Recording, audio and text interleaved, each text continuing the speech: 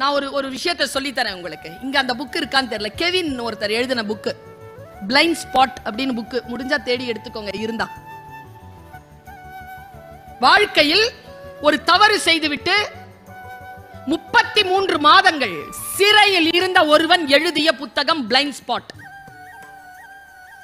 அவன் எழுதுறான், இந்த தவறை நான் செய்யாமல் இருந்திருக்கலாம், ஆனால் நான் செய்யாமல் இருந்திருக்கக்கூடிய சூழலை என் மனம் ஏற்றுக்கொள்ளவில்லை, நான் அந்த தவறை செய்து விட்டேன் அப்படின்னு சொல்லிட்டு பிளைண்ட் ஸ்பாட் அப்படின்னு ஒரு விஷயத்தை அவன் பட்டியலிடுறான். 18 பட்டியல் போடுறான்.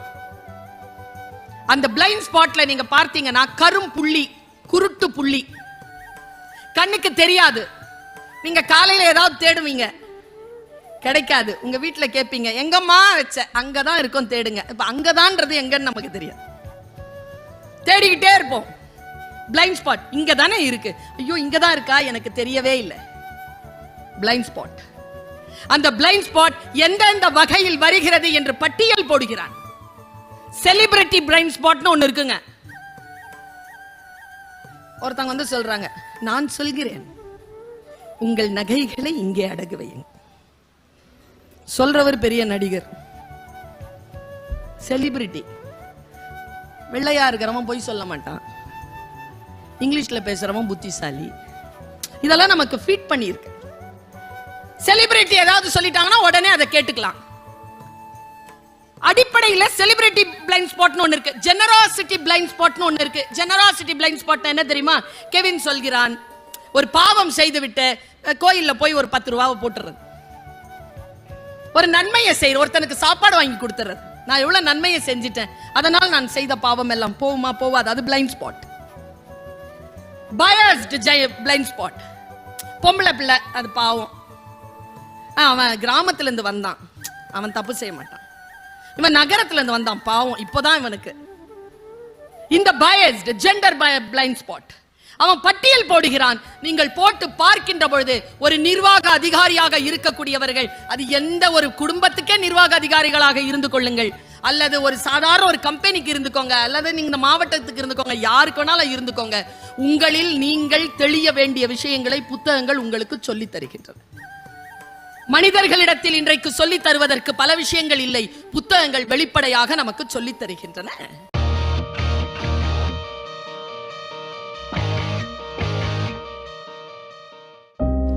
ஒரு புத்தகத்தை வாசிக்கின்ற பொழுது ஒரு சொல்லை நான் கண்டுபிடிக்கிறேன். ஒரு சொல்லை கண்டுபிடித்து அதனோடு பயணம் செய்கின்ற பொழுது வாழ்க்கையில் தடம் மாறுகின்ற பல விஷயங்களுக்கான விளக்கம் எனக்கு கிடைத்து போகிறது.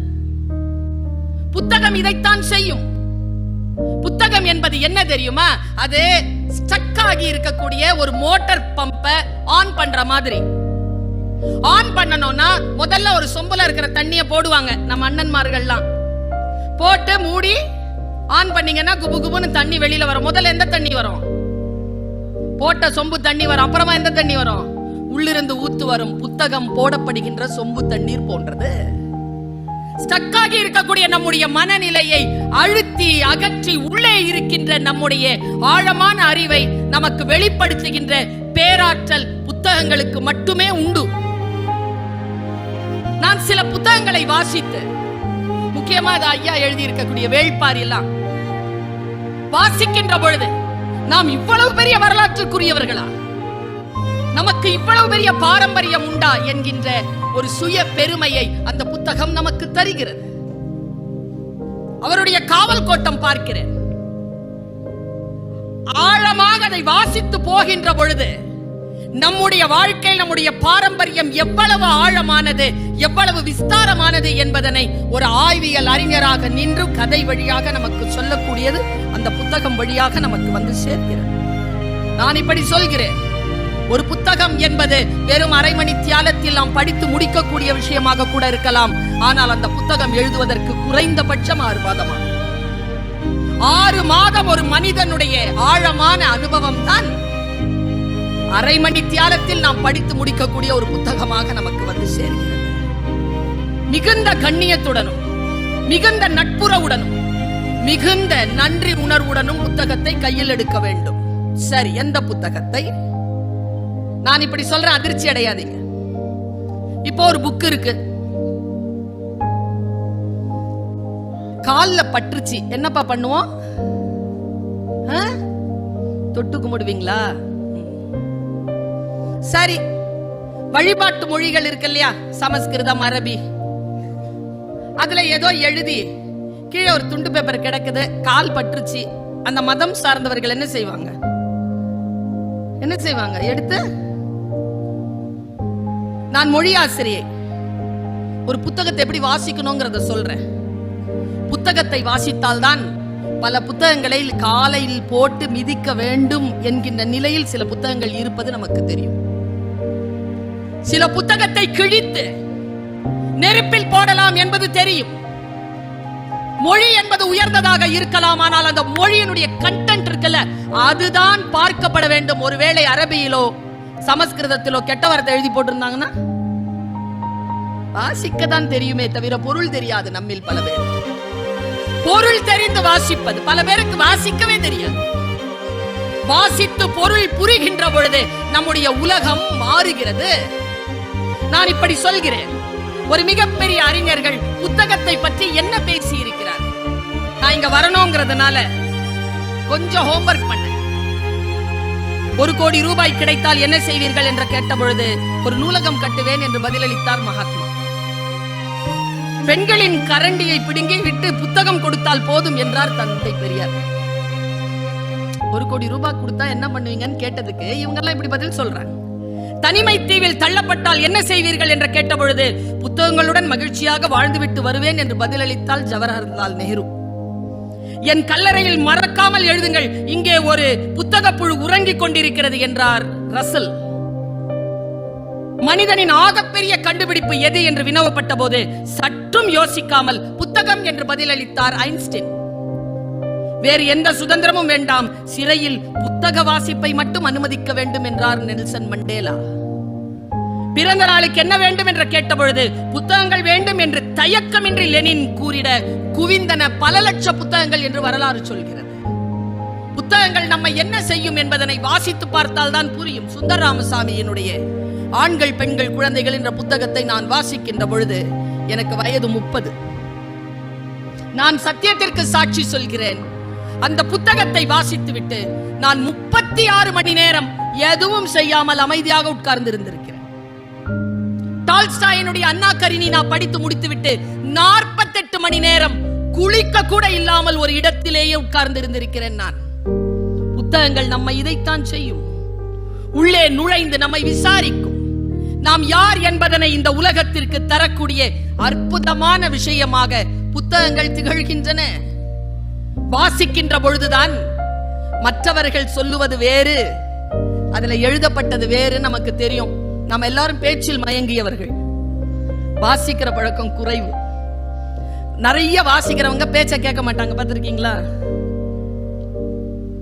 நிறைய வாசிக்கின்ற பழக்கம் யாருக்கு இருக்கிறதோ அவர்கள் யார் பேச்சை கேட்க வேண்டும், யார் பேச்சை கேட்க கூடாது என்று பிரித்தறியக்கூடிய ஆளுமை மிக்கவர்களாக இருக்கிறார்கள். நான் இப்படி சொல்கிறேன், ஆர்ப்பாட்டமாக பேசக்கூடியவர்கள், நகைச்சுவையாக பேசக்கூடியவர்கள் மீது நமக்கு நிறைய அபிப்பிராயங்கள் உண்டு, அவர்கள் மீது பேரன்பு உண்டு. நான் இன்றைக்கு ஒரு பேச்சாளராக உங்களுக்கு ஒரு ரகசியத்தை சொல்லிவிட்டு போகிறேன். ஆர்ப்பாட்டமாக பேசுகின்றவர்களை விட ஆர்ப்பாட்டமே இல்லாமல் அமைதியாக பேசுகின்றவர்களுடைய பேச்சை உன்னிப்பாக கேட்கக்கூடிய பழக்கத்தை ஏற்படுத்திக் கொள்ளுங்கள். அது இதைவிட பலனடிக்கக்கூடியதாக இருக்கும். சிந்தனையை பேசுகின்ற பொழுது அவங்களுக்கு குரல் ரொம்ப உயர்ந்ததா இருக்காது, சும்மா சைலண்டா தான் சொல்லுவாங்க. என் பையன் சொன்னாங்க, அவங்க அப்பாட்ட 5 வயசுல பல்லார்னு ஏதோ செஞ்சுட்டான்னு அடிச்சாரு. பையன் சூப்பரா சொன்னான், ஒரே வார்த்தை தான் சொன்னான், சைலண்டா சொன்னான், அழற குரல்ல சொன்னான். ஆனா சொல் முக்கியமானது. எனக்கு கொஞ்சம் விழிப்பு இருந்ததால் கேட்டேன், கோமா இருக்கும்போது அடிக்காதீங்கப்பா. நைட்டு சாப்பாடு கொடுக்கும்போது கேட்டேன், ஏண்டா தம்பி எப்படி சொன்ன? தப்புதான் செஞ்சேன், கோமா இருக்கும்போது கூடுதலா அடிச்சிடறாரு. புரியுதா? சொல் புரிகிறது இல்லையா? கோபமாக இருக்கின்ற பொழுது தண்டனை வழங்க கூடாது.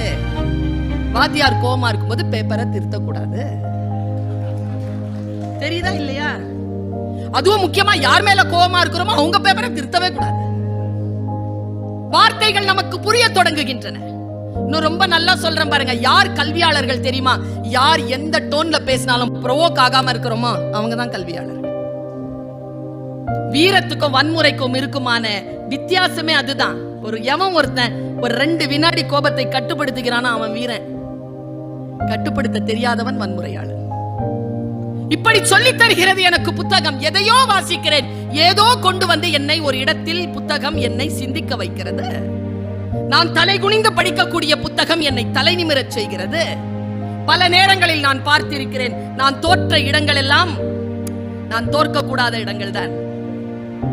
நான் ஒரு விஷயத்தை சொல்லி தரேன் உங்களுக்கு. இங்க அந்த புக் இருக்கான்னு தெரியல, கெவின் ஒருத்தர் எழுதின புக், பிளைண்ட் ஸ்பாட் அப்படின்னு புக். முடிஞ்சா தேடி எடுத்துக்கோங்க இருந்தா.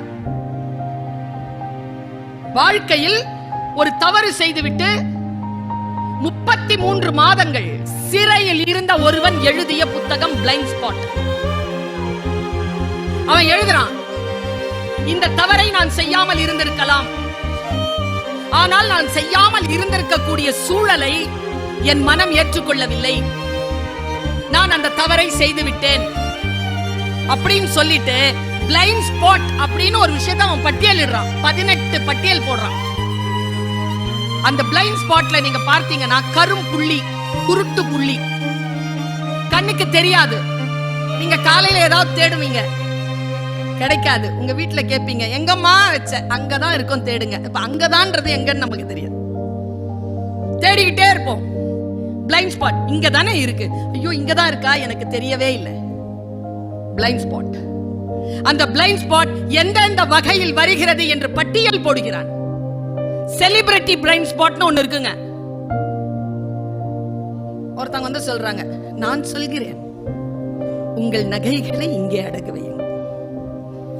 சொல்றவர் பெரிய நடிகர், செலிபிரிட்டி. வெள்ளையா இருக்கிறவன் போய் சொல்ல மாட்டான், இங்கிலீஷ்ல பேசுறவன் புத்திசாலி. இதெல்லாம் நமக்கு ஃபீட் பண்ணிருக்கு. செலிபிரிட்டி ஏதாவது சொல்லிட்டாங்கன்னா உடனே அதை கேட்டுக்கலாம். அடிப்படையில செலிபிரிட்டி பிளைண்ட் ஸ்பாட்னு ஒன்னு இருக்கு, ஜெனராசிட்டி பிளைண்ட் ஸ்பாட்னு ஒன்னு இருக்கு. ஜெனராசிட்டி பிளைண்ட் ஸ்பாட் என்ன தெரியுமா? கெவின் சொல்கிறான், ஒரு பாவம் செய்து விட்டு கோயில்ல போய் ஒரு 10 ரூபாவை போட்டுறது, ஒரு நன்மையை செய்யற, ஒருத்தனுக்கு சாப்பாடு வாங்கி கொடுத்துறது. நான் எவ்வளவு நன்மையை செஞ்சிட்டேன், அதனால் நான் செய்த பாவம் எல்லாம் போகுமா போவாது, அது blind spot. Biased blind spot. பொம்பளை பிள்ளை, அது பாவம், அவன் கிராமத்துல இருந்து வந்தான், அவன் தப்பு செய்ய மாட்டான். இவன் நகரத்துல இருந்து வந்தான், பாவம், இப்போதான் இவனுக்கு. இந்த பயஸ்ட் ஜெண்டர் பிளைண்ட் ஸ்பாட். அவன் பட்டியல் போடுகிறான். நீங்கள் போட்டு பார்க்கின்ற பொழுது ஒரு நிர்வாக அதிகாரியாக இருக்கக்கூடியவர்கள், அது எந்த ஒரு குடும்பத்துக்கே நிர்வாக அதிகாரிகளாக இருந்து கொள்ளுங்கள், அல்லது ஒரு சாதாரண ஒரு கம்பெனிக்கு இருந்துக்கோங்க, அல்லது நீங்க மாவட்டத்துக்கு இருந்துக்கோங்க, யாருக்கு வேணாலும் இருந்துக்கோங்க, உங்களில் நீங்கள் தெளிய வேண்டிய விஷயங்களை புத்தகங்கள் உங்களுக்கு சொல்லித் தருகின்றன. மனிதர்களிடத்தில் இன்றைக்கு சொல்லித் தருவதற்கு பல விஷயங்கள் இல்லை, புத்தகங்கள் வெளிப்படையாக நமக்கு சொல்லித் தருகின்றன. அதனால் தான் சொல்லுகிறேன், ஒரு புத்தகம். ஜெயகாந்தன் சொல்கிறார், நான் இப்படி சொல்றேன், எத்தனை பேர் அதை மனம் உருகுகிறீர்கள் எனக்கு தெரியாது. இப்ப நான் இதை சொன்னா சில பேருக்கு ராத்திரியில தூக்கம் வராது. ஜெயகாந்தன் சொல்கிறார், குழந்தை இறப்பு என்பது ஒரு மனிதன் வாழ்க்கையில் பார்க்க கூடாத ஒன்று. ஆனால் அது கூடுதலான வலியை எப்பொழுது தருகிறது என்றால், கதைகளில் குழந்தைகள் இறக்கின்ற பொழுது. கதைகளில் குழந்தை இருக்கிறது தாங்கவே முடியாதுங்க, படிக்கவே முடியாது நம்மளால. அப்போனா என்ன? காட்சியை விட புத்தகங்கள் நமக்குள் மிகப்பெரிய பாதிப்பை ஏற்படுத்துகின்றன. வாசிப்பு மிகப்பெரிய விஷயத்தை ஏற்படுத்துது. நான் ஏதோ ஒரு விஷயத்தை படிக்கிறேன், நான் கண் கலங்குகிறேன், படித்துக்கொண்டே கண் கலங்குகிறேன், என் புத்தகத்தினுடைய வாசிப்பு மறைகிறது. அது ஒரு கவிதை தாங்க, ஒரு சின்ன கவிதை படிக்கிறேன், எனக்கு முடியவே இல்லை.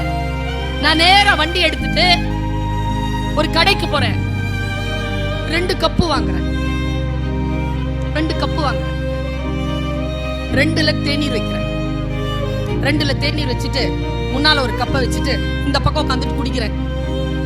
இன்றிலிருந்து ஒரு 18 வருஷத்துக்கு முன்னால சூழல் அப்படி இருந்தது. என்ன கவிதை அது? உலகத்திலேயே மிகவும் கொடுமையானது நமக்கு நாமே தயாரித்துக் கொள்ளும் ஒரு கோப்பை தேநீர். மனசு என்னமோ பண்ணிருச்சு, மனசை என்னமோ பண்ணிருச்சு. அப்பொழுது உட்கார்ந்து எழுதுகிறேன். நீங்கள் எதுவாக இருந்தாலும் இன்னைக்கு நான் தான் சொல்றேன், 1000 பாராளுமன்ற உறுப்பினர்கள் வரலாம் போலாங்க, 1000 அரசியல் தலைவர்கள் வரலாம் போலாம். எழுத்தாளர்களாக அவங்க இருக்கிறாங்கன்னு வச்சுக்கோங்களேன், கூடுதலான ஒரு அந்தஸ்து அவர்களுக்கு சமூகம் தந்து விடுகிறது. கூடுதலான அந்தஸ்து தான் அது. உட்கார்ந்து எழுதலாம் முடியாது, படிக்கவே முடியல, உட்கார்ந்து படிக்க முடியல, எங்க இருந்து எழுதுறது? உட்கார்ந்து எழுதக்கூடியவர்கள் பிசாசு மாதிரி எழுதுறாங்க. காவல் கோட்டை இவ்வளவு பெருசு, எப்படி எழுதினாரு? வேள்பாரி எப்படி எழுதியிருப்பாரு? தகவல்களுக்காக எங்கெல்லாம் அலைந்திருப்பார்? ஒரு மனிதன் பைத்தியக்காரனாக சித்தனாக இல்லாமல் முடியாது. நான் யோசித்து பார்க்கிறேன், அப்படித்தான் எல்லா புத்தகங்களும் வெளிவருகின்றன. அந்த புத்தகங்களை எடுத்து கையில ஈஸியா கிடைச்சிருது. நான் ஒரு புத்தகத்தை உங்களுக்கு அறிமுகப்படுத்தி, மெடிடேஷன் ஒரு புக்கு, 7ஆம் நூற்றாண்டில் வாழ்ந்த பாரோன் மன்னன் எழுதிய ஒரு தொகுப்பு இருக்கும் இங்க. நான் நினைக்கிறேன் பென் குயின் போட்டுச்சு அது. மெடிடேஷன் அந்த புக்கு, அந்த பாரோன் மன்னன் தான் வாழ்ந்த 7ஆம் நூற்றாண்டில் சேர்த்த அத்தனை தகவல்களையும் சேர்த்து வச்சு கொடுக்கிறான். அவன் வெளியூர்ல போய் எங்கெல்லாம் ஆட்சி செய்தானோ அங்கெல்லாம் தகவல்களை தேர்ந்தெடுத்து அதை எழுதி தன்னுடைய வீட்டிலே, தன் அரண்மனையிலே ஒரு அறையிலே அடுக்கி வைத்தான். அந்த அறைக்கு அவன் வைத்த பெயர் என்ன தெரியுமா? மன மருத்துவ நிலையம். புத்தக கண்காட்சிக்கு மன மருத்துவ நிலையம் என்ற 7ஆம் நூற்றாண்டில் எகிப்திய மன்னன் பேர் வைக்கிறான். மனதை கழுவுகின்ற நூல்கள் நமக்கு உண்டு. சில விஷயங்களை நான் வாசிக்கிறேன், போகிற போக்குல வாசிக்கிறேன், என் மனது அசைந்தாடுகிறது. நான் சொல்றேன், இந்த வருஷத்துல ஒரு 2 வருஷமா நான் ஒரு புத்தகத்து பின்னால் அலைஞ்சுக்கிட்டே இருக்கேன். உலகளாவிய அளவுல ஒரு அறிவிப்பு கொடுக்கறாங்க, இந்த வருஷமும் வரும், முடிந்தால் எழுதி கொள்ளுங்கள். அது என்ன புத்தகம் தெரியுமா? நம்முடைய லிங்குசாமி அப்படின்ற ஒருத்தர் தெரியும் நினைக்கிறேன் உங்களுக்கு, திரைப்பட இயக்குனர். அந்த திரைப்பட இயக்குனர் தன்னுடைய கவிதை தேடலுக்காக உலகளாவிய நிலையில ஒரு அறிவிப்பு கொடுக்கிறார். யார் வேண்டுமானாலும் கவிதைகளை எழுதி அனுப்பலாம், முதல் பரிசு அப்படின்னு சொல்லி 1 லட்சம் ரூபாய் கொடுக்கிறார். ஹைக்கூ கவிதை கொடுக்கிறார். போன வாட்டி 8000 கவிதை வந்துச்சுங்க உலகளாவிய நிலையில இருந்து. 8000 கவிதையில உட்கார்ந்து அறிவுமதி, ஜெயபாஸ்கரன், விவேகா, நெல்லை ஜெயந்தா இவங்க எல்லாம் உட்கார்ந்து 350 தேர்ந்தெடுத்திருக்காங்க. 350ல இருந்து 50 எடுத்திருக்காங்க. 50 புக்கா போட்டாங்க. 8000 கவிதைகள்ல இருந்து 50, அதுல முதல் பரிசு வாங்கின 1 லட்சம் ரூபாய் கவிதையும் இருக்கு. இங்க இருக்கும், போய் தேடி கண்டுபிடிச்சு வாங்கி படிங்க. நான் வேணா ஒரு 2-3 கவிதையை சொல்றேன். முதல் பரிசு பெற்ற கவிதை வாடியது கொக்கு, வாடியது கொக்கு, ஓடியதெல்லாம் ஜோடி மீன்கள்.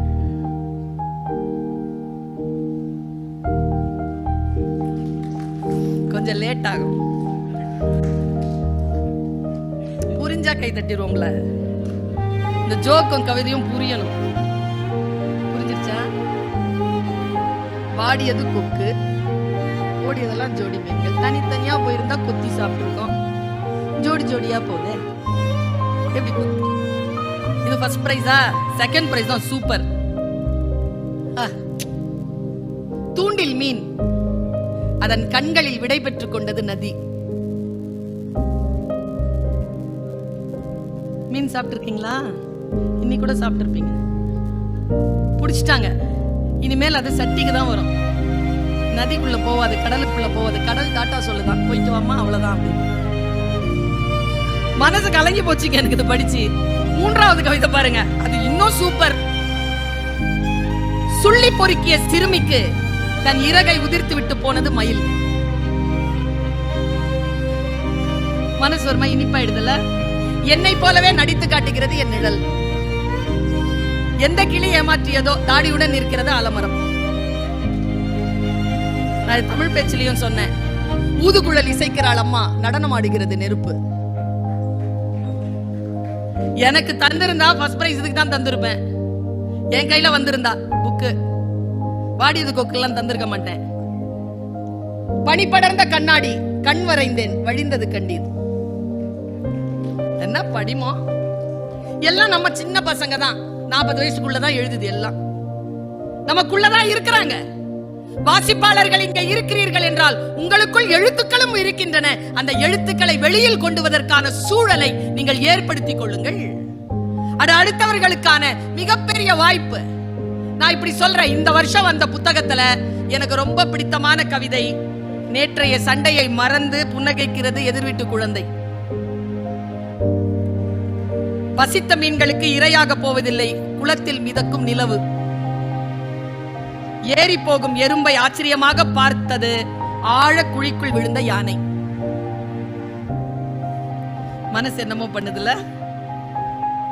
தூரத்தில் தூக்கத்தில் புன்னகைக்கும் குழந்தையின் முகம் கடவுளின் சாயல். காட்சிப்படுத்துங்க, மனசு அசைஞ்சிரும். இதெல்லாம் சொன்னேன்னு வச்சுக்கோங்களேன், ஒண்ணு ஆயுசு கூடும், இல்லைன்னா சீக்கிரம் செத்துரும். இந்த கவிதைக்கு அது ஒரு கொடுப்பனைங்க. ஒண்ணு போய் சேர்ந்துடணும், இல்லைன்னா நீண்ட ஆயுள். இப்ப இதுல போய் சேர போறீங்களா இல்ல ஆயுள் கூட போதான்னு பாருங்க.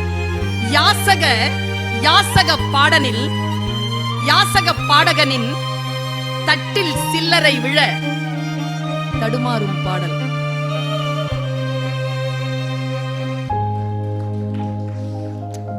சில்லறை வேணும், கலையும் வேணும். பாடிக்கிட்டே இருக்கும்போது சத்தம் கேட்டுருச்சே, ஒரு மாதிரி ஆயிட்டேன் நான் இதை படிச்சு. தண்டவாளங்கள் சந்தித்துக் கொண்டன பழைய இரும்பு கடையில். இது பாருங்க, எனக்கு ரொம்ப அழுத நான் இத. ஏன்னா எனக்கு அந்த மாதிரி அப்பா தான். பொத்தலோடு தான் நெய்வார்களோ அப்பாக்களின் பனியன்களை. மூன்றாம் பரிசு பெற்ற கவிதை. மந்தையில் இருந்து தவறி செல்லும் ஒற்றை ஆட்டின் பாதை சரியாகவும் இருக்கலாம். கிளம்புங்க, மந்தையில் இருந்தது போதும், உங்கள் பாதை சரியாக கூட இருக்கலாம். செகண்ட் கவிதை, நான் சொன்னல நைட்ல தூக்கம் வராதுன்னு, அந்த மாதிரி கவிதை. மாடு தொலைந்த இரவு தேடி அலையும் திசையெல்லாம் கேட்கும் மணி ஓசை. நாசமா போச்சு. இது பாருங்க, நாமெல்லாம் நல்லா தூங்குவோம், முக்கியமானவங்க தூங்க மாட்டாங்க. மணல் திருடனுக்கும் அஸ்தி கரைக்க தேவைப்படுகிறது ஒரு நதி.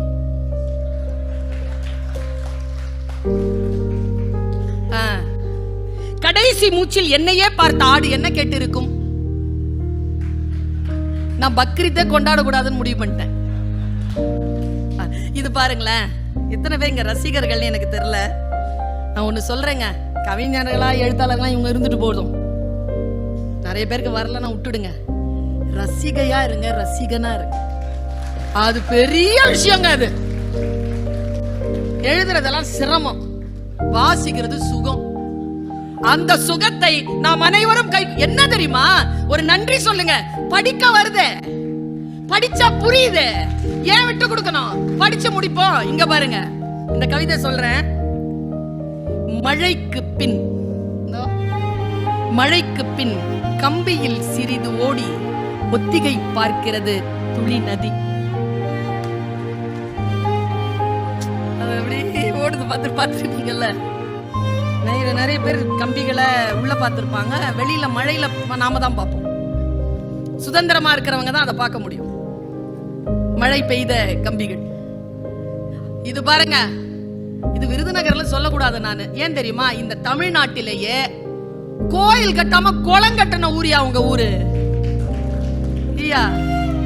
குளங்கள் கட்டினா போதும்னு சொல்ற ஒரு ஊரை இந்த உலகம் திரும்பி பார்க்க வேண்டாமா? இங்க பாருங்க, தண்ணீர் இல்லா குளத்தில் நீந்துகிறது பறவையின் நிழல். காட்சிப்படுத்துங்க.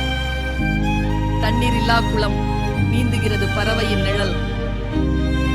நூலருந்த பட்டம் பதற்றத்துடன் கை நீட்டுகிறது மரம். என்னைக்கா யோசிச்சு பார்த்திருக்கீங்களா? கனிமொழி அக்கா வந்திருந்தாங்க அந்த ஃபர்ஸ்ட் ப்ரோக்ராம்க்கு. நான் ஆடியன்ஸா உட்கார்ந்துருக்கேன். அவங்க சொன்ன ஒரு கவிதை சொல்லிட்டே இருக்கும்போது அவங்க அழுதுட்டாங்க. அவங்க கண்கள்ல கண்ணீர் வந்துருச்சு. அதை பார்த்துட்டு இருக்கிற நானும் கண்ணுல கண்ணீர் வந்துச்சு. எங்க எல்லாரும் நிறைய பேர் அழறோம். அந்த ஒரு கவிதை தான். காட்சிப்படுத்துங்க. பெண்கள் இருக்கிறீர்கள், இளைஞர்கள் இருக்கிறீர்கள், முதியவர்கள் இருக்கிறீர்கள். கடைசி இலையும் உதிர்த்த பிறகு நிலவை சூடிக்கொள்கிறது மரம்.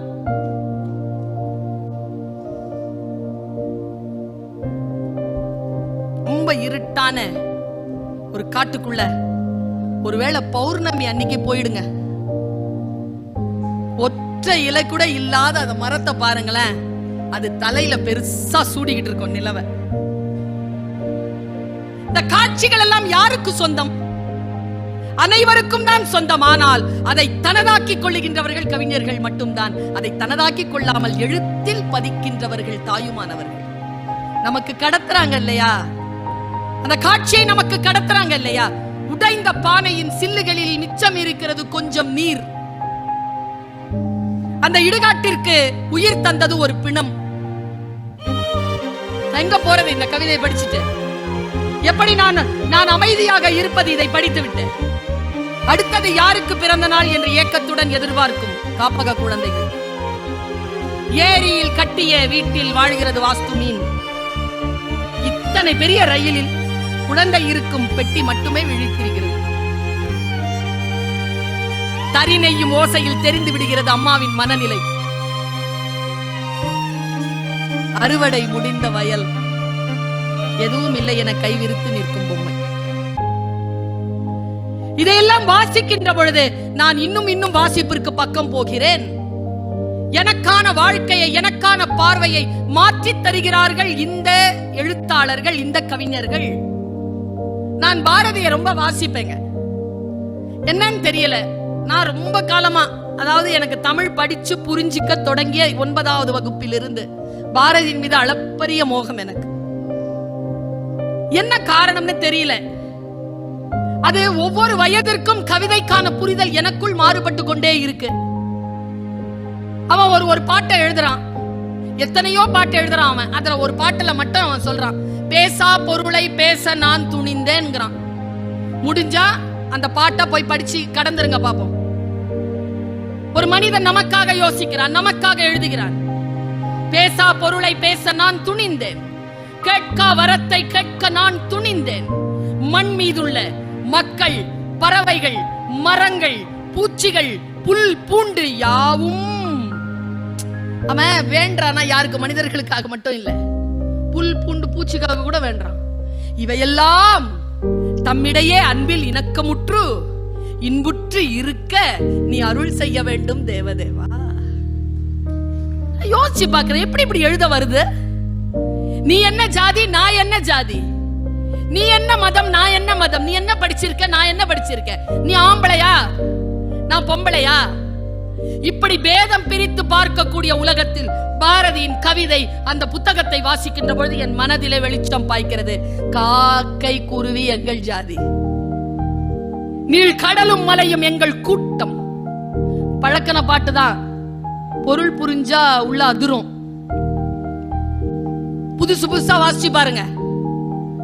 இந்த வினாடியில நம்ம எல்லாரும் சந்தோஷப்படுறதுக்கான ஒரு மேட்டர் இருக்கு. எல்லாரும் உயிரோட இருக்கணும். நேத்து நைட் இருந்த நிறைய பேர் இன்னைக்கு காலையில இல்ல, காலையில இருந்தவங்க இப்ப இல்ல. எல்லாரும் இருக்கிறோமா இல்லையா? இதுவே கொண்டாடுவதற்கான தகுதி. அவன் சொல்கிறான், காக்கை குருவி எங்கள் ஜாதி, நீள் கடலும் மலையும் எங்கள் கூட்டம். நோக்கும் திசையெல்லாம் நாம் அன்றி வேறு இல்லை, நோக்க நோக்க களியாட்டம். என்டர் பண்ணி பாருங்க அதுக்குள்ள. நான் பழைய புத்தகங்கள்லாம் இருக்கோங்க, நாம் வாசிக்கின்ற பழக்கத்தை விட்டு விட்டோம் என்பதற்காக சொல்கிறேன். ஒரு போதையா வாங்கி தொடர்கதைகள் படிச்சுட்டு இருந்தோம். அதுலதான் பொன்னியின் செல்வன் ஜெயிச்சுது. நான்லாம் 8ஆம் கிளாஸ்ல படிச்சு முடிச்சேன் வெங்கடேஷன் ஜி, பொன்னியின் செல்வன் 8ஆம் கிளாஸ். நான் எனக்கு வந்தியத்தேவன் மேல் தான் ஃபர்ஸ்ட் கிரஷ். ஒரு ஹேண்ட்ஸம் ஃபெலோ.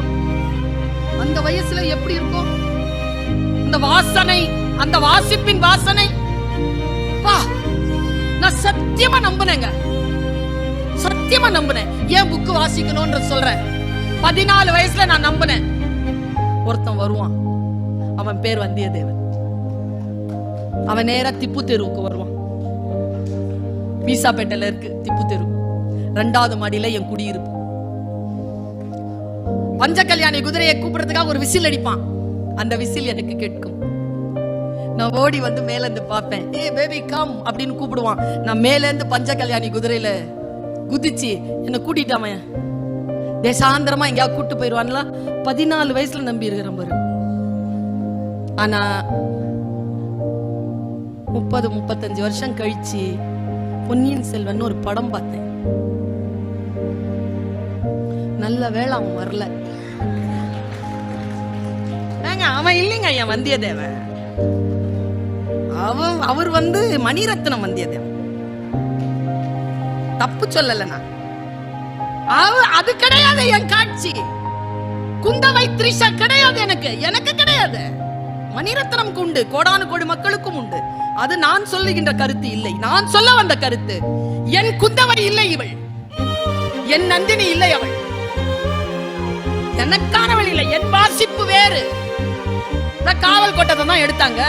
ஓடி போய் தான் பார்த்தேன் அரவான் படத்தை. கோச்சிக்காதீங்க, வாசகிக்கு அந்த உரிமை உண்டு. கோவிக்கிறதுக்கு அவருக்கு உரிமை இருக்கும்.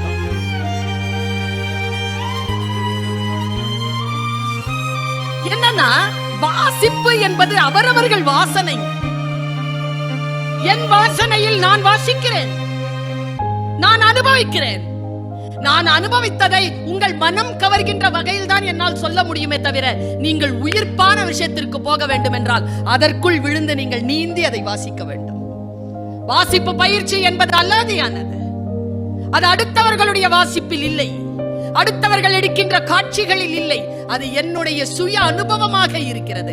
அந்த சுய அனுபவத்தை நான் எப்படி பெறுகிறேன் என்பதில் தான் புத்தகம் வெற்றி பெறுகிறது. நான் கம்பனை வாசிக்கிறேன், நான் வள்ளுவனை வாசிக்கிறேன். வள்ளுவனை வாசிக்கின்ற பொழுது சில வார்த்தைகளை எல்லாம் காட்சிப்படுத்துகிறேன். இன்னைக்கும் சிவாஜி கணேசன் பிலிம் இன்ஸ்டிடியூட் நான் வடிவமைத்த பாடத்திட்டம் அங்க தமிழ்ல போய்கிட்டு இருக்கு. கதை சொல்லுதலும் காட்சிப்படுத்தலும். சங்க இலக்கியங்களை வாசிக்கிறேன். என்னுடைய புத்தகங்களை வாசிக்கின்ற பொழுது, என் தாய் தமிழுக்கான புத்தகங்களை வாசிக்கின்ற பொழுது அவை தருகின்ற காட்சிகள் இருக்குல்ல, அந்த காட்சிகள் என்னை வடிவமைக்கின்றன இல்லையா? அந்த வடிவமைப்பு தான் என் மரபு. அந்த மரபை நான் பெற வேண்டும் என்றால் அதற்குள் நுழைந்து நான் வாசிக்க வேண்டும். ஒண்ணும் இல்லைங்க, சமீபத்துல ஒரு 4-5 வருஷம் இருக்குங்க, ஏதோ ஒரு பழைய புக்கு அந்த கோசாஸ் பத்திரிக்கை வெளியில போட்டு வித்துட்டு இருந்தாங்க. ஒரு புத்தகத்தை எடுத்தேன். பஞ்சதந்திர கதைகள்னு ஒரு கதைகள், குட்டி புக்குங்க. நமக்கு நிறைய, நாம 1001 இரவு அவ்வளவு கொண்டாடுறோம்ல. நம் பஞ்சதந்திர கதைகள், நம்ம அம்புலி மாமாவில் வந்த கதைகள், அந்த கதைகளை நம்ம அடுத்த தலைமுறைக்கு கடத்தி இருக்கிறோம். அவன் வச்சிருக்கான் பாருங்க, 100 ஆண்டுகள் கழித்தும் அரேபிய இரவுகள் சொல்லிட்டு அவன் வச்சிருக்கான் 1001 இரவுகள். நாம விட்டுட்டோமே நம்ம கதைகளை, நம்ம நாவல்களை நாம விட்டுட்டோமே, நம்முடைய மரபு சார்ந்த விஷயங்களை விட்டு விட்டோமே. அதை தூக்கி பிடிப்பதற்காக நான் அந்த புத்தகத்தை வாசிக்கிறேன். அதுல ஒரு குட்டியான ஒரு கதை.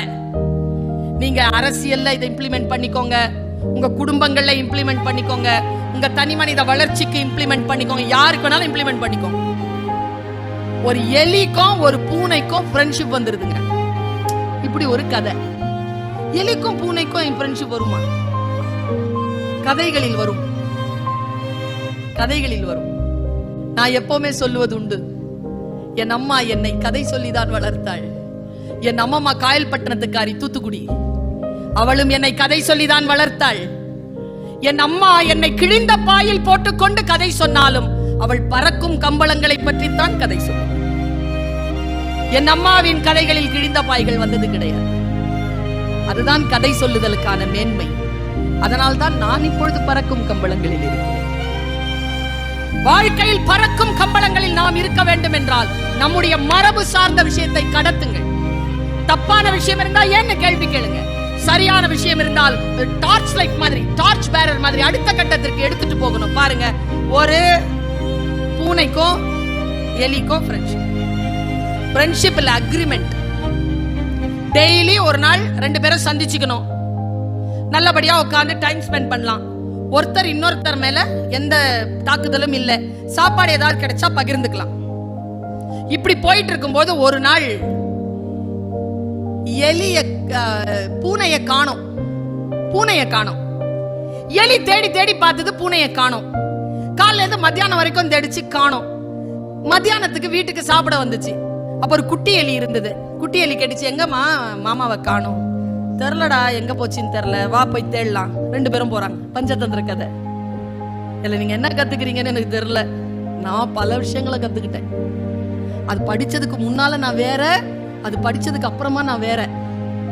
நான் அதை கடத்திடுறேன். முடிஞ்சா புரிஞ்சுக்கோங்க. டைமிங்னு ஒண்ணு இருக்குது. எங்க, எப்போ, எப்படி. சரியான விஷயமா இருக்கும், தப்பான நேரமா இருக்கும். தப்பான விஷயமா இருக்கும், சரியான நேரமா இருக்கும். மிஸ் ஆயிடும். சரியான நேரத்துல சரியான விஷயத்தை அடிக்கணும், தப்பான விஷயத்துல சைலண்டா இருக்கும். இது புரிய மாட்டேங்குது, அனுபவத்துல புரிய மாட்டேங்குதுல்ல. கதை எப்படி சொல்லி தருது பாருங்க உங்களுக்கு. ஒரு புத்தகம் சொல்லி தருகிறது உங்களுக்கு. மத்தியானம் 1 மணிக்கு கிளம்புது. தேடி தேடி போய் ஒரு காட்டுக்குள்ள போச்சு. காட்டுக்குள்ள ஒரு வேடம் புடிச்சு வச்சிருக்கான் பூனைய. அவன் கிட்ட போய் நின்னு கேட்டுச்சு, ஹேய் இங்கேயா இருக்கிற?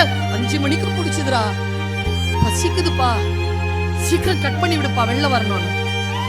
டைம் பாக்குது 5. சூரியன் அஸ்தமனம் ஆகிறதுக்கு இன்னொரு 1/2 மணி நேரம் இருக்கு. என்ன செய்யலாம்? மெதுவா கடிக்குது. உடனே அந்த குட்டி வந்து டக்கு டக்கு டக்கு டக்குன்னு கடிச்சது. அம்மா கண்ணை காட்டுச்சு. சைலண்ட் ஆயிடுச்சு. மெதுவா கடிக்குது. துடிக்குது துடிக்குது பூனை. இது மெதுவா கடிக்குது, மெதுவா கடிக்குது, மெதுவா. கரெக்டா 5:30 ஆச்சுங்க. தூரத்துல இருந்து சத்தம். வேடம் வந்துட்டான். டக் டக் டக் டக்னு. அவன் வர்றதுக்கும் சரேல் இது கிழிக்கிறதுக்கும், உள்ள இந்த பூனை ஓடுறதுக்கும், இது எலி குட்டியை பிடிச்சிட்டு போய் பொந்துல அடையிறதுக்கு சரியா இருந்தது டைமிங். உள்ள இருந்து எலி குட்டி அம்மாட்ட கேக்குது, இவ்வளோ பசியோட இருந்த மாமாவை ஏன் இவ்வளோ நேரம் தவிக்க விட்ட? அம்மா சொன்ன பதில் தான் இன்னைக்கு நமக்கு பாடம். இங்க பாரு, அது பூனை, அதுக்கு சாப்பாடே நாம தான். சரியா? அப்போ எலி குட்டி கேட்டுச்சு, அதான் உன்னோட அக்ரிமெண்ட் போட்டிருக்குது, உன்னை சாப்பிட மாட்டேன்னு. அக்ரிமெண்ட் எனக்கு தான். அது காலையில இருந்து பசியா இருக்குது. உன்னையும் காப்பாத்தணும், பூனையும் காப்பாத்தணும்னா சரியான டைமிங்க்கு வெயிட் பண்ணி சரேல்னு அறுத்து விட்ட, அதுவும் ஓடிடுச்சு, உன்னையும் நான் காப்பாத்திட்டேன்ற ஒரு பஞ்சதந்திர கதை. சிறிய கதை தான். நம்முடைய வாழ்க்கை, வாசிப்பு வாழ்க்கை மாற்றி போடும். இப்படி சொல்லி நான் ஐயா அவர்களுடைய பேச்சை கேட்க நானும் அவளாக இப்படி சொல்லி நான் நிறைவு செய்கிறேன். சமீபத்திலங்க, நீங்க எத்தனை பேர் இறை நம்பிக்கை கொண்டவர்கள் எனக்கு தெரியாது, ஏத்திஸ்டா கூட இருந்துட்டு போங்க. ஆனா இயற்கைன்னு ஒண்ணு இருக்குல்ல, அதன் மீது நம்பிக்கை இருக்குல்ல நமக்கு, இல்லையா? அதன் மீது நம்பிக்கை இல்லாம இருக்க முடியாது. லா ஆஃப் அட்ராக்ஷன் ஒண்ணு இருக்குங்க. நான் சொல்றேன், நீங்க தேடி போங்க. இது இறை நம்பிக்கை சார்ந்தது அல்ல, இது பியூரா தொழில்நுட்பம் சார்ந்தது. நீ எதை தேடிக்கொண்டிருக்கிறாயோ அது உன்னை தேடுகிறது.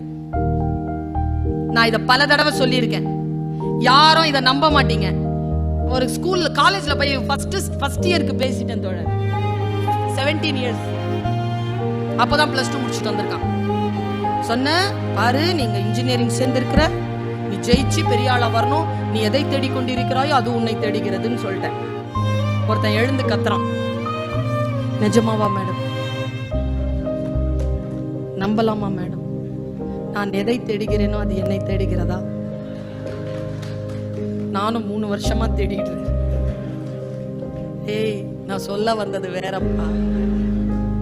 விழுந்துருவோமா விழுந்துருவோமானா விழுந்துருவீங்க. ஏன்னா விழுந்துருவோமோன்றதுக்கு நீங்க தேடிட்டு இருக்கிறீங்க, விழறதுக்கான விஷயம் உங்களை தேடிட்டு இருக்கு. அவ்வளவுதான். தோத்துருவோமா தோத்துருவோம். எச்சரிக்கையாக இருக்கலாமே தவிர அச்சப்படக்கூடாது. எதன் மீது நீங்கள் ரொம்ப ஆழமா நீங்க பதிவு செய்கிறீர்களோ அந்த பதிவு உங்களை வந்து சேரும். உண்மை இது. நீங்க அதை எதுவா வேணாலும் வச்சுக்கோங்க. சமையல் சிறப்பாக இருப்பதற்காக தான் காரணம், நல்லா தூக்கம் வரதுக்காக தான் காரணம். எனக்கு பல நேரங்கள்ல புரியறது இல்ல. இன்னைக்கு கூட ஒரு அம்மா சொல்லுச்சு, என்கிட்ட ஒரு புக்கு பரிசு கொடுத்துச்சு, உங்க பேச்ச கேட்காம நான் தூங்குறதே இல்லைங்க. சொல்லும் போதே அந்த அம்மா கண்ணுல எல்லாம் கண்ணீர். ரொம்ப நன்றி மேடம். 10 வருஷமா கேட்கிறேன் சார் இந்த வார்த்தைய. ஒரு நாள் கண்ணாடிக்கு முன்னால போய் நின்னு என் பேரை நானே சத்தமா கூப்பிட்டு நான் இந்த வார்த்தையை கேட்டேன் கண்ணாடியில. தூங்க வைக்கவா பேசுற? தூங்குறேங்கிறாங்க அவங்க.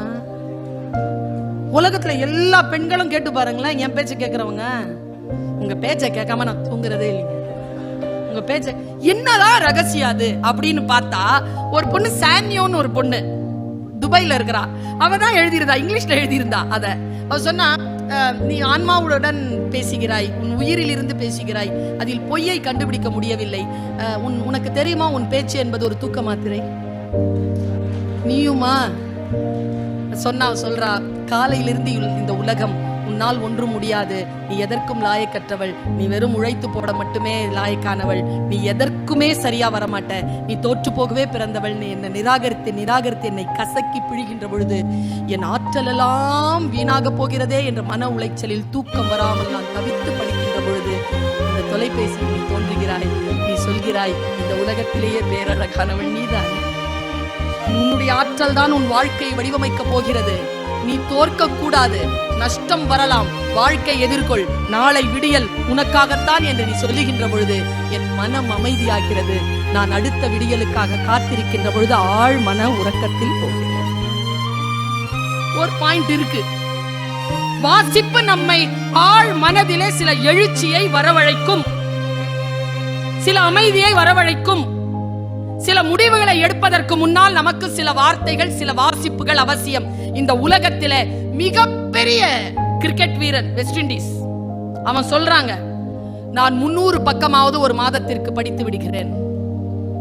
வாசிக்கின்ற பழக்கம் கொண்டவர்களுக்கு முன்னால் இருக்கின்றவர்களுடைய பேச்சு எப்படி இருக்கிறது, ஏன் இப்படி இருக்கிறது என்பது புரிந்து போகும். நான் இப்படி சொல்றேன், நான் வாசிப்பாளரும் ஸ்போர்ட்ஸ் ரெண்டுத்திலயும் நான் இருக்கிறவர். நான் சொல்றேன், இந்த ரெண்டுத்துல தான் 100% நீங்க இருக்க முடியும். ஓட்டப்பந்தயத்துல ஓடும்போது வேற எதை பத்தியும் யோசிக்க முடியாது, புத்தகத்தை வாசிக்கும் போது வேற எதை பத்தியும் யோசிக்க முடியாது. 100% நீங்க இருக்க முடியும்னா வாசிப்பில் தான் நீங்கள் இருக்க முடியும். லா ஆஃப் அட்ராக்ஷன் ஒரு விஷயத்தை நான் சமீபத்தில் நினைத்து பார்த்து நான் உருகுகிறேன். மனதை தூய்மையாக வைத்துக் கொள்ளுங்கள், ஆழமான எண்ணங்களில் உறுதியாக இருங்கள். நான் உங்க எல்லாரையும் பார்த்து கேட்கிறேன், எத்தனை பேருக்கு கார் ஓட்ட ஆசைங்க? இல்ல, வெக்கப்படாதீங்க. அதுவும் எப்படி தெரியுமா சார்? ஆடி கார் இல்ல ஒரு பென்ஸ், மெர்சிடிஸ் பென்ஸ் ஒரு 80-90ல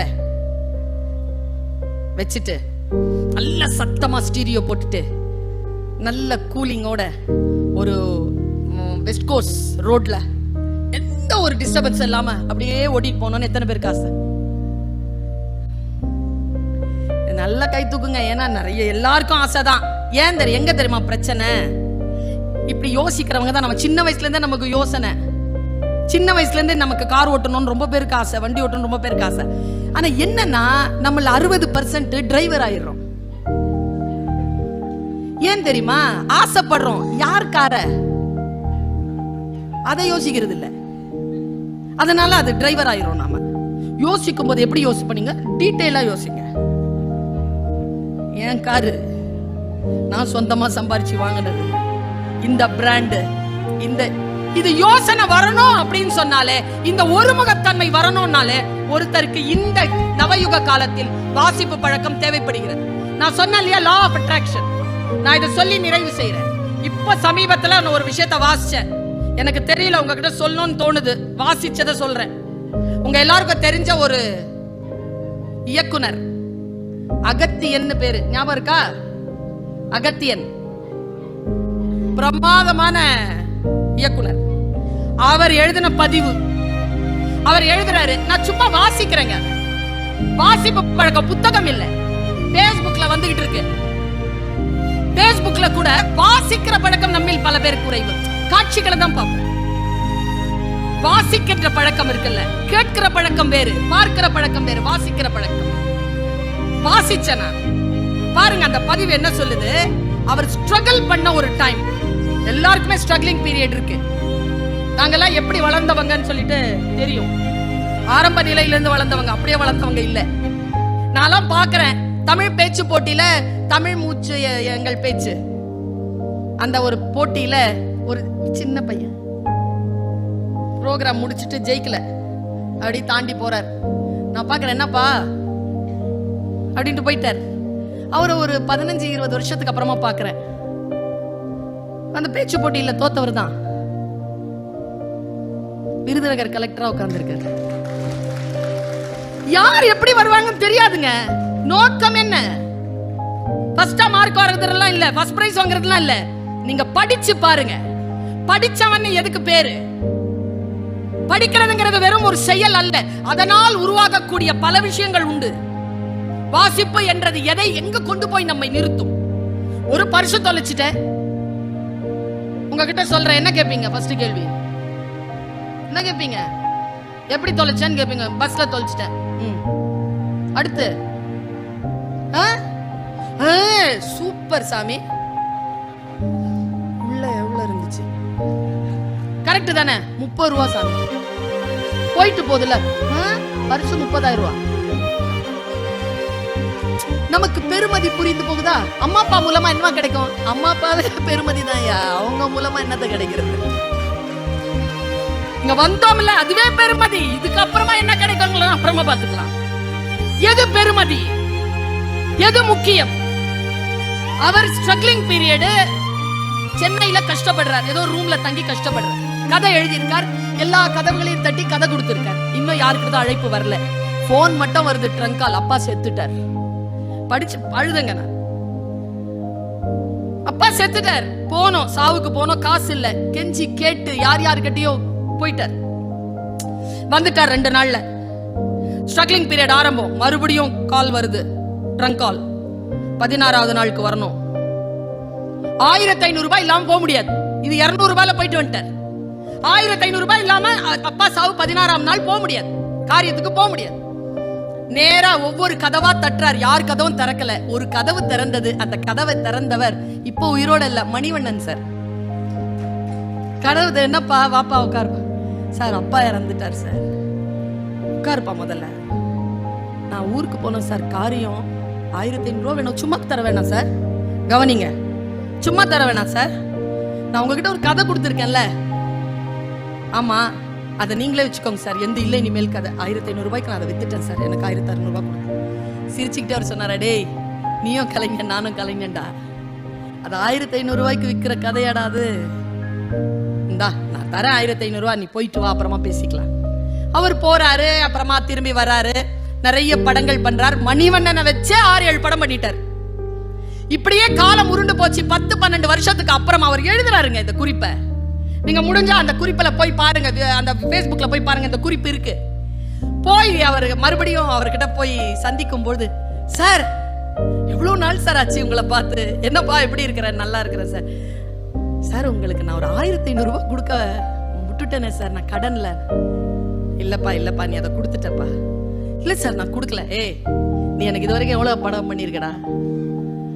6-7 படம் பண்ணிருக்கேன். எனக்கு எவ்வளவு சம்பளம் கொடுத்துருக்க தெரியுமா? நீ எவ்வளவு சார் கொடுத்துருக்க? ப்ரொடக்ஷன்ல கேட்டதான் சார் 75 லட்சம் ரூபாய் கொடுத்துருக்கடா.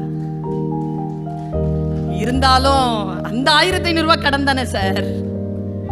மணிவண்ணன் சார் சொன்னதை எழுதிட்டு போங்க மனசுல. வாசிப்பு என்ன செய்யுங்கிறதுக்கு சொல்றேன்.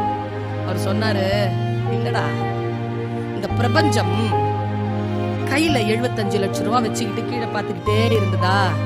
ஒரு பையன் அலைஞ்சுக்கிட்டே இருந்தான் அப்பா காரியத்துக்கு போறதுக்கு 1500 ரூபாய் தேடி.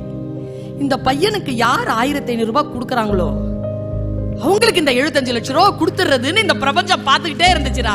நான் கொடுத்த அந்த காசு எனக்கு அது கொடுத்துருச்சுடா, நான் வசூல் ஆயிடுச்சுடா, போடா போடா போடான்னு. நாம் செய்யக்கூடிய ஒரு செயல் வேறு வடிவத்தில் வந்து நம்மை சேரும். கொஞ்சம் நினைச்சு பாருங்க.